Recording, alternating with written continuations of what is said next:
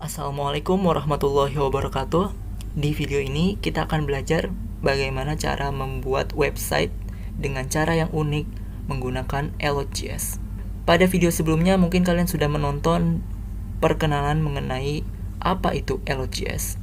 Dan di video kali ini kita akan belajar dasar-dasarnya. Sebelumnya saya sarankan untuk kalian yang belum pernah belajar dasar web, kalian pelajari terlebih dahulu untuk mempelajari Elot.js. Apa saja yang perlu dipelajari? Yang pertama, udah pasti belajar HTML. Kedua, kalau bisa belajar CSS juga. Dan ini yang paling penting, kalian harus belajar JavaScript. Jadi nanti jika kalian sudah menguasai JavaScript secara dasar, mungkin kalian akan bisa memahami dan menguasai Elot.js. Tidak hanya itu, kalian mungkin harus mempelajari JavaScript tingkat lanjut. Jika kalian sudah mempelajari dasar web, HTML, CSS, dan JavaScript, kalian bisa lanjut mengikuti video tutorial kali ini. Sebelumnya saya minta maaf jika kata-kata saya belepotan di video ini. Oke, di sini bagi kalian yang belum tahu bagaimana masuk ke web ini, web Elot.js, homepage-nya, kalian bisa cari di Google dengan mengetik Elot spasi JS. Dengan keyword Ya, dengan mengetik keyword Elot spasi JS. Oke. Nanti di sini ada a unique way web development. Di sini juga ada nih video saya, video tutorialnya. Lalu di sini kalian bisa ketik yang ini, yang JS. Kalian bisa ngeklik yang ini, JS Org. Lalu akan diarahkan ke web homepage-nya. Oke, langsung saja kita klik. Di sini ada kode playground. Kalian bisa klik. Lalu akan muncul seperti ini tampilannya. Dan bagi kalian yang tampilannya belum seperti ini, mungkin awalnya seperti ini, ya, kalian bisa ubah di sini tampilannya. Saya lebih suka tampilan seperti ini. Di sini adalah web dasar yaitu Hello World. Oke. Di sini saya hapus saja. Kita langsung belajar dasarnya, paling dasar banget, yaitu kita merujuk ke HTML. Oh ya, di sini ada bagian CSS juga, kalian bisa hapus juga. Ya, di sini HTML-nya kita ambil contoh dasarnya. Pada HTML mungkin kalian sudah pernah belajar, yang sudah pernah belajar dalam HTML sudah pasti ada pembuka dan penutup. Lalu di tengah-tengahnya itu kontennya, isi dari elemen. Ini disebut elemen. H1 ini yaitu biasanya dipakai untuk header dalam HTML, dalam web, untuk biasanya untuk typography, title, judul-judul, ya. Lalu di sini ada P, biasanya untuk paragraf.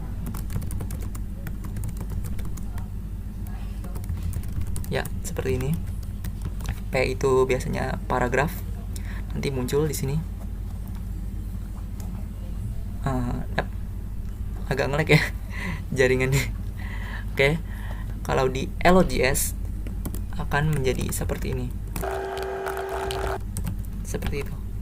Ya, dia akan jadi seperti ini. Jika di HTML seperti ini, maka di Elot.js di bagian JavaScript akan seperti ini.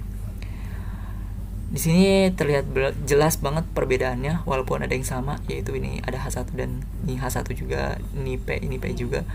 Perbedaannya itu ada pada pembuka dan penutup. Jika di HTML ada pembuka dan penutup, maka di JavaScript menggunakan Elot.js, pembuka dan penutupnya itu lebih sederhana. Hanya ada pembuka kurung bulat dan penutup kurung bulat. Ya. Kenapa di sini saya ketik ini belum muncul? Karena sebenarnya dasarnya tidak sesimpel ini. Dan di HTML juga nggak semudah ini. Nggak langsung H1 bakal muncul Hello World, karena nanti di HTML ada namanya doctype. Ya, konfigurasi awalnya ini disebut doctype HTML. Terus di sini ada head. Ya, seperti itu. Oke. Di sini HTML sebenarnya harus ada konfigurasi dulu, karena tadi bisa muncul itu karena code pen yang kita pakai ini, codingan online, editornya itu sudah menyediakan konfigurasi di awal, jadi user masih bisa menggunakan langsung HTML codingannya tanpa konfigurasi ya. Jadi di CodePen ini HTML, bagian di HTML ini sudah dikonfigurasi ya. Di sini saya konfigurasi ulang, mungkin nanti HTML dasarnya seperti ini. Ini yang paling dasar banget, maksudnya yang paling sederhana konfigurasinya, hanya ada title dan body. Di headnya hanya ada title, lalu di body ada ini bagian elemen, kedua elemen yang akan mengisi web. Lalu di Elot.js dasar konfigurasinya itu seperti ini. Jadi jika di HTML seperti ini konfigurasinya, di Elot.js bagian JavaScript seperti ini. Nah, ini baru muncul. Tapi sebenarnya Elot.js ini tidak mendasar ya, ini malah tingkat lanjut ya. Jadi konfigurasi yang ada di Elot.js yang saya ketik ini saat ini itu pembelajaran tingkat lanjut, bukan dasar dari Elot.js. Dan dasar dari Elot.js itu sebenarnya tercantum dalam ini dokumentasinya, get started. Kita lihat hal yang paling dasar itu adalah ini, Elot. Jadi Elot mengetikkan elemennya, elemen yang pengen kita buat, tagnya, isi konten, lalu kita render secara manual, maka akan langsung memunculkan seperti ini. Ini yang paling dasarnya.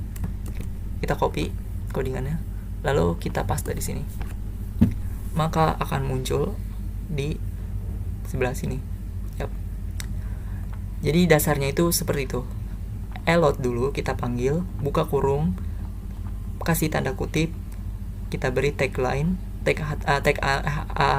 elemennya H1 di sini, lalu isi kontennya jangan lupa dikasih jarak spasi, dikasih jarak spasi biar nggak nyatu sama tagnya. Lalu di sini ada isi kontennya. Dan jangan begini juga, jangan begini doang ya, karena nanti dia nggak muncul kalau begini aja. Harus menggunakan eksekusi render, perintah render ya. Seperti itu dasarnya. Saya kira mungkin cukup untuk tutorial kali ini, karena yang kita bahas hanya dasar dari prosedur Elot.js. Untuk video selanjutnya mungkin akan membahas bagaimana dasar selanjutnya, yaitu atribut yang ada dalam elemen, lalu kelas, dan konfigurasi lebih lanjut mengenai pembuatan elemen dalam Elot.js. Baiklah, terima kasih bagi yang sudah mau menonton. Mohon maaf jika saya masih kurang dalam menjelaskan atau kata-katanya masih belepotan. Wassalamualaikum warahmatullahi wabarakatuh.